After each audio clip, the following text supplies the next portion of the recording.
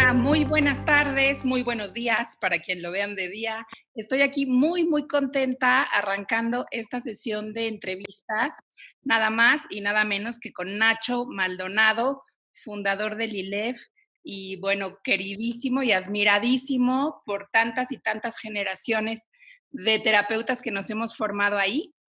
Y pues esta va a ser una serie de entrevistas en las que conversaremos diversos temas, pues que nos preocupan, nos ocupan con respecto a lo que está ocurriendo hoy en día en el mundo, en México, no solo con la pandemia, sino con todo lo que se mueve alrededor.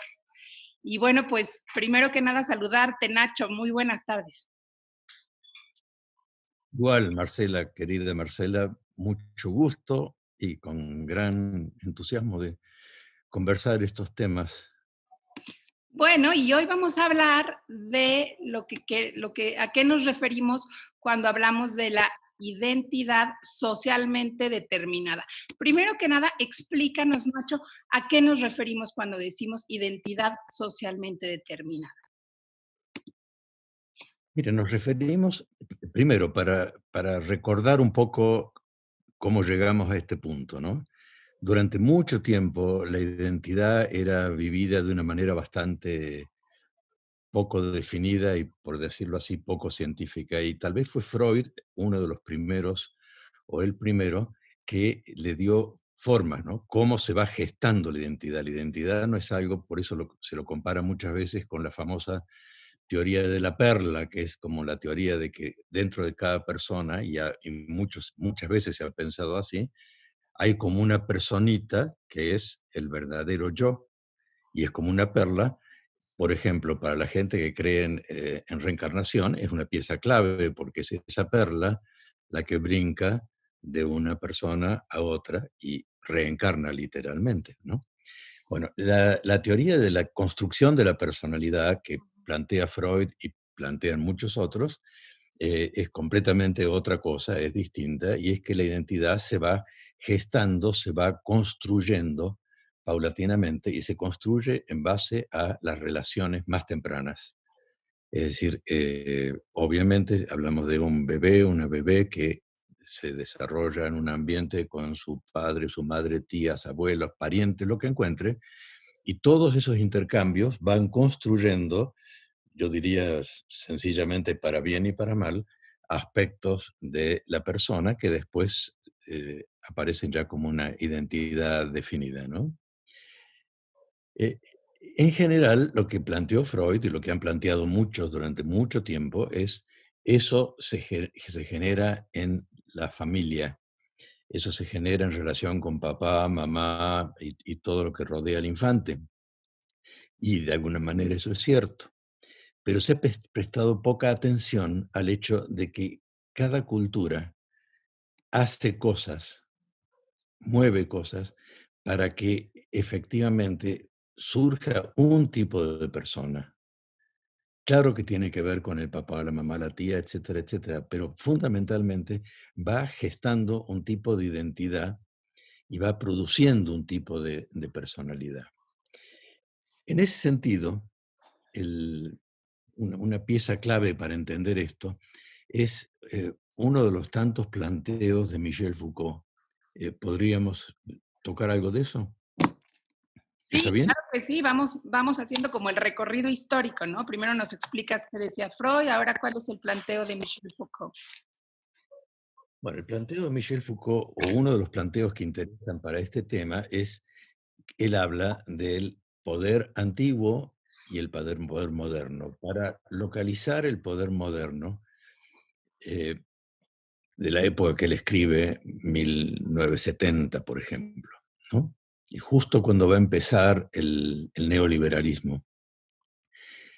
Y él, ¿qué distinción, entre otras, voy a mencionar lo más básico, cuál es la distinción entre poder antiguo y poder moderno? Para utilizar el poder, para entender el poder antiguo, un ejemplo que él da es el caso de la bruja. La bruja es una mujer que cultiva plantas y cultiva plantas muchas veces para su alimento, como tanta gente que, ¿no?, planta lechugas o cosas así.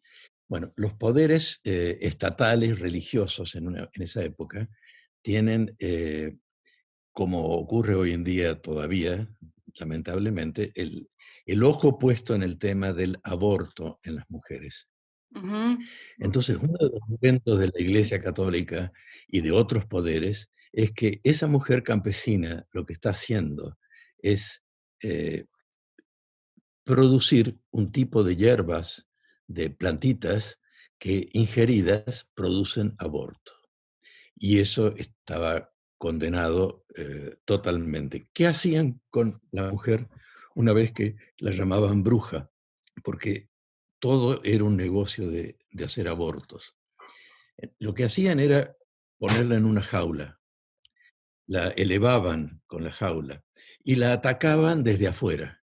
Ella no tenía nada que ver con ese ataque. Por ejemplo, una lanza. Bueno, desde luego escupirla, tal vez tirarle bolas con fuego, en fin, tortura de todos los calibres posibles, pero en los que ella no tiene nada que ver. Ella es una mujer que planta lechugas, la acusan de que es una enviada del demonio, porque produce abortos. Entonces, el poder antiguo, ese es un ejemplo de los tantos que hay, de afuera hacia adentro, la liquida, la aniquila. Ella no tiene nada que ver con esa operación del poder antiguo. ujú. Eso lo dice Foucault para contrastar con el Moderno. poder actual, Ujú. con el poder moderno, efectivamente, ¿Y cuál es la lo que vivimos diferencia? hoy en día, ¿no? ¿Cómo? ¿Cuál es la diferencia entre el poder ¿Cómo? antiguo y el poder moderno? Y la diferencia es que si la bruja no colaboraba nada con la tortura y con la acusación, por más que dijera lo que dijera, y al final la mataban, eh, los que somos víctimas del poder moderno, de alguna manera colaboramos con el poder moderno. Y ahí viene la primer sospecha de Foucault de que entonces algo, la cultura, algo hace para generar un tipo de gente que se acomode a lo que hace bien al poder moderno. Mm. Por dar un ejemplo más burdo de todos, comprar todas las cosas que no necesitamos. Claro, entonces Efectivamente, eso es ahí como que vamos uniendo, ¿no? Lo que nos explicabas al principio de que no solo somos, nuestra identidad está conformada por lo que nuestras familias nos influyen, sino por el tiempo histórico en el que nos toca vivir, por el contexto, por la cultura. exactamente. Y si llegamos a lo que estamos viviendo hoy en día, al neoliberalismo, ¿qué caracteriza al neoliberalismo? El Estado se corre, no no sigue cumpliendo sus funciones de cuidado, de protección, etcétera, y en su lugar el mercado pone las reglas. Ujú, Y el mercado pone las reglas y configura o prefigura un tipo de sujeto humano que es adecuado para el mercado. Y ahí se cierra un poco el proceso, ¿no? Entonces ya vemos ahí claramente que esto quiere decir que el sujeto hoy en día es un sujeto formado, moldeado por la cultura. No solo un sujeto al que se le prohíben cosas, a la bruja se le prohibía generar abortos, por ejemplo, ujú. eh, pero era fundamentalmente prohibitivo. En cambio, en el poder moderno es productivo, es decir, produce un tipo de sujeto. Y como el sujeto está colaborando de alguna manera, hay una cierta posibilidad de hacer lo que Foucault dice, y yo estoy de acuerdo con él, es la operación más importante de cualquier humano, que es la resistencia. Si Porque uno nos ve habla un venir poco esta de libertad. exigencia y no está de acuerdo, puede decir, Quiere decir que tenemos un ¿de poco de qué? libertad, ¿no? Entre el poder antiguo, donde se decidía todo, y el poder Efectivamente. moderno, en el que sí participamos, quiere decir que tenemos un poco de libertad para decir cómo queremos vivir, cómo queremos enfrentar ciertas cosas o resistir a ciertas cosas. Exactamente, exactamente. Y esa resistencia es la pieza clave para un trabajo terapéutico, por ejemplo, ¿no? Porque es, identificarlo y tratar de entender o preguntar, por ejemplo, eh, en qué te beneficia a ti, por ejemplo, eso, ¿no? Me Uno encanta, me puede encantaría preguntar a que nos alguien que hace un contaras. ejercicio físico en qué te beneficia y al ratito lo puede demostrar, Ajá, claro. ¿sí? Quisiera que nos cuentes un poco, ¿De qué? a qué se refiere Byung-Chul Han con el panóptico digital, antes de que pasemos a cómo podemos hacer un trabajo terapéutico con todo esto. Ah, ok, ok. Bueno, Byung-Chul Han es un filósofo coreano formado en Alemania que tiene una obra bastante extensa actualmente y tiene un libro que yo recomiendo mucho, que es La Sociedad del Cansancio, se Estupendo. llama, donde hace una descripción muy bien hecha de qué tipo de cultura hemos armado, hemos organizado, somos de alguna manera cómplices de eso, y que es una cultura, por ejemplo, en la que la enfermedad básica es el cansancio, la depresión, lo llamado burnt out, eh, y todos los cuadros ligados a depresión, eh, angustia, etcétera, ¿no? Es decir, como enfermedades de esta época, así como Freud podía sostener que la histeria era la enfermedad clásica Ujú, que, ujú. que ocurría en la Viena de la época de él, ¿no? Del fin del siglo. Una vez que plantea esto, toca un tema que es muy interesante. Foucault planteaba que un modelo de un arquitecto para construir una cárcel, así, tal cual, que se llamaba Panóptico de Bentham, que es el que la inventó, era un diseño en el cual lograban que desde un punto central se espiara a todos. Todos estaban espiados. Eh, en realidad estaban espiados o no, pero podían ser espiados. Y ocurre que cuando uno siente que puede ser espiado, uno se espía o colabora con el espionaje. Se siente espiado, sin vuelta, ¿no? Un poco para alguna gente formada en religión católica, por ejemplo, cuando le dicen Dios ve todo lo que haces, ya el niño o la niña se siente espiado y por lo tanto vigilado. El tema ahí es el tema de vigilar. Eh, el, el análisis de Byung-Chul Han, que a mí me parece muy interesante, introduce todos los aparatos tipo teléfono celular o todo esto que estamos usando en este momento, pero Ujú. fundamentalmente se refiere al teléfono celular, donde dice que lo que vamos logrando poco a poco es hablar de todo lo que nos interesa, lo que queremos, lo que procuramos, lo que valoramos, etcétera, etcétera, y que ese sistema, ese aparato, o todo lo que implique el aparato, nos espía. Por eso vemos que a veces, después de comprar 3 libros de un tipo, llega la lista de los 10 que siguen, que son del mismo tipo. Es decir, que nosotros informamos. Ya no es el espionaje de Benham, que era algo típico de 1970, digamos, capitalismo industrial, sino que él se ocupa de lo que pasa ahora en lo que llamamos poco a poco capitalismo postindustrial Ujú. o neoliberalismo. Entonces, lo que pasa es que ya no es que alguien me espía y ve que yo cumpla con el trabajo que tengo que hacer, sino que algo tengo introducido en mi personalidad, en mi manera de ser, que hace que yo quiera rendir más y más y más, sin ser espiado por otro. Yo me espío para realmente rendir más y más y más. Por eso la enfermedad o las enfermedades son del tipo del agotamiento. El Tengo que burnout, el rendir más. cansancio, la depresión, el exigirnos tanto. Exacto, exacto, exacto, todo eso. Y también la Entonces, es uno. sobreoferta, ¿no, Nacho? Como que tenemos una sensación de que siempre lo que consumimos puedes llegar más lejos, puedes comprar más, puedes tener algo más grande, hay como un no parar de querer cosas nuevas, de querer cosas diferentes. En ese sentido hay un ejemplo, bueno, Efectivamente. de una autora que es Esther Perel, que también habla de esto, ¿no? En lo que nos ofrece la cultura actualmente, hasta en parejas. Ah, sí.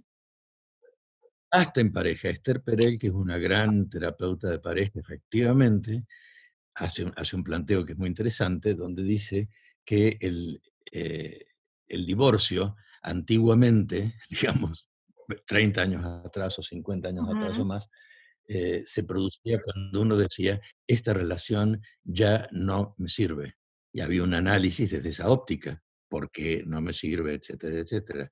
Y ella dice que ahora, con la modalidad generada nueva en el neoliberalismo, el tema es más bien, me voy a divorciar porque seguro voy a encontrar algo mejor, que es el mismo tema que ocurre con las mercancías, ¿no? Uno tiene un súper aparato de música, pero hay uno que puede ser mejor, entonces se desecha el anterior. Sí, y se Y deja de Esther valorar lo Perel que lo se lleva. tiene, pensando siempre que ya hay otra cosa con más calidad, ¿no? Pasa mucho con el tema de los aparatos electrónicos, justamente, pero hasta con un vestido, pero con muebles, como que tenemos una sociedad que nos empuja a consumir, consumir y a desechar sin siquiera valorar si las cosas, las relaciones, las personas siguen dándonos algo, siguen siendo útiles. Eso es lo más tremendo, por eso me impactó el comentario de Esther Perel, porque una cosa es que uno deseche un coche y bueno, si tengo tanto dinero, mala pata, lo deseché, estaba perfecto, lo desecho porque este otro tiene tres tonterías más interesantes, pero que eso se meta en la vida de las familias, que tú y yo sabemos porque trabajamos en eso, lo difícil que es el equilibrio en una familia, la cantidad de veces que cualquiera está tentado de decir, hasta aquí llegué, y qué distinto que es decir, he detectado dos o tres problemas y los puedo trabajar o los podemos trabajar, de decir, no, es que hay algo mejor, porque eso no hay, casi te digo, no hay argumento, seguramente habrá algo mejor, y ya con ese argumento tirás lo que tienes, ¿no? Y lo que ha costado tanto construir. Nacho, ahora pasemos a cómo Exacto. manejar clínicamente el tema del poder, de la identidad, de los sistemas, estos de los que nos estás hablando, que nos imponen ciertas aspiraciones, ciertos valores, como si solo hubiera una buena manera de vivir y que es la que nos impone, ¿no? La sociedad o la cultura. ¿Cómo trabajar esto en consulta con nuestros pacientes, con nuestros consultantes? Sí, yo te diría que eh, un maestro que orientó mucho en ese camino fue Michael White, que felizmente fue un maestro cercano y amigo nuestro que compartió muchas cosas con nosotros y que se dedicaba prácticamente a eso. Ya tenía esta mirada, sí estaba apoyado en la mirada de Foucault, no llegó a conocer a Byung-Chul Han porque murió antes, pero tenía lo básico de toda esta mirada. Y entonces eh, tenía claramente puesta la lente en cómo podemos eh, manejar lo que él llamaba política con P minúscula. Él decía que cada actividad, por ejemplo la terapéutica, es una actividad política y que si uno no toca los temas que hemos nombrado al principio como identidad socialmente determinada, uno lo que hace es dejar intacto, tal cual, lo que la cultura, en este caso el neoliberalismo, gestó en tal persona. Si uno no lo toca. Es decir, y luego, además, plantea que hay formas de encararlo y tocarlo, como, por ejemplo, pensar en qué beneficia, por ejemplo, una compra de esas que comentábamos tú y yo antes, Ujú, que ujú. realmente ¿a quién beneficia? Bueno, a mí no me beneficia realmente, pero sí beneficia claramente a una empresa que va a hacer todo lo posible por seguir ofreciéndotela y vendiéndotela. O sea que una pregunta que es importante es ¿a quién Ven- beneficia este tema, ¿no? ¿A quién le ayuda realmente? ujú. Y explorar luego cómo eso se ha ido metiendo en la persona. Es decir, hay gente que está muy consciente de eso y puede llegar a tocar lo que se llama, lo que Foucault llamó resistencia, para poder trabajar ahí. Pero lo que es claro es que este es un trabajo que debe acompañar el terapeuta. O sea, el terapeuta sí tiene todas las luces que arrojó Freud y que después de Freud arrojaron decenas, centenas de grandes pensadores en distintas escuelas de psicología, porque hay muchas escuelas que han ido aportando un tema, otro y otro. Y lo que insiste Michael White, y insisto yo porque me parece muy, muy importante, es tener este lente de ver cómo se produce lo que llamamos identidad socialmente determinada y poner el acento en eso, ¿no? En esto que no solo viene, seguramente sí viene algo de papá, algo de mamá, de la vida familiar, etcétera, etcétera, pero básicamente esto es algo que a mí no me beneficia y que tengo que llevar la conversación hasta ver de dónde sale eso, ¿no? Por ejemplo, una de las cosas que Michael White, en este caso, insiste es en decir que un efecto de esta cultura, de esta época que nos ha tocado vivir, es sentirnos como fracasados. De hecho, lo que para mí es el mejor artículo de la obra de Michael White Ujú. se llama Un fracaso personal, personal failure, ¿no? Y ese trabajo describe muy claramente cómo uno puede llegar a transformarse en un fracaso de pura exigencia y exigencia de un tipo de rendimiento que uno enseguida, si lo lleva a la conversación bien, enseguida puede darse cuenta que eso no es beneficio para mí, ni para los míos, ni para mis relaciones, ni para mis hijos o lo que fuera, sino que es un beneficio completamente para otro sitio, Ujú. ¿no? Ent- Entonces, esta conversación es como una pieza clave en la formación de del camino terapéutico. Me parece muy, muy valioso también cuestionarnos como terapeutas que a veces creemos que solo podemos trabajar con lo que vive la persona en su casa, en su familia, con sus relaciones y en su propio interior y que no hacemos el clic con que la cultura, la sociedad, el sistema se nos meten y nos hacen actuar de muchísimas maneras que a veces ni cuestionamos. Eso que dices de la política con P minúscula, me parece que es un trabajo fundamental que nos toca hacer y que nos toca acompañar a las personas a cuestionarse sobre sus propias decisiones y sus propias resistencias. Efectivamente, Nacho, efectivamente. Y está un ¿alguna camino. idea para cerrar nuestra conversación? Mira, para cerrar te diría que estas reflexiones a mí personalmente me parecen esenciales en este momento, porque ha habido distintas etapas en la historia, claramente, muchas, y pocas como esta, creo yo, hacen tanto daño o pueden hacer tanto daño al sujeto, produciendo lo que después llamamos enfermedades mentales, como angustia, depresión. Se va gestando esto, la superexigencia. Cuando Byung-Chul Han habla del tema de las exigencias, usa esa frase que se decía en la época de la elección de Obama, que era "Yes, I can", ¿no?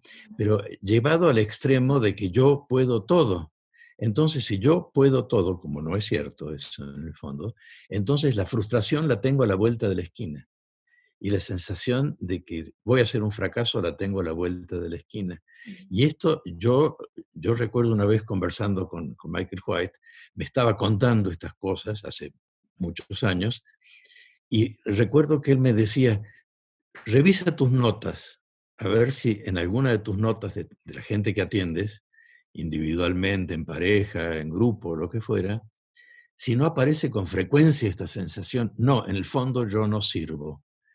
¿Y qué crees que pasó? Que fui, porque yo sí hago notas y las tengo, y fui y revisé mis notas y él tenía razón. No con la misma frase o descripción, pero esa sensación de que en el fondo, fondo no sirvo, sí estaba y está muchas veces en el fondo de todos los que nacemos y estamos en esta cultura. Y creo que es de las cosas que hay que combatir con nuestro trabajo. Claro que sí, porque además hay mucho dolor detrás de esa de sensación de que no sirvo, no estoy a la altura, no soy lo que se espera. Hay un dolor muy grande y hay que combatirlo. Nacho, pues no me queda más que agradecerte muchísimo esta conversación. creo realmente que nos puede ser muy, muy útil y pues que tengamos muchas más. Con mucho gusto, Marcela, con mucho gusto. Sí, sí, un gran placer conversarlo así contigo y cuando quieras pasamos a algún otro título de los que son tan eh, importantes hoy en día. Gracias, Marcela. Gracias a ti. Hasta luego. Hasta luego.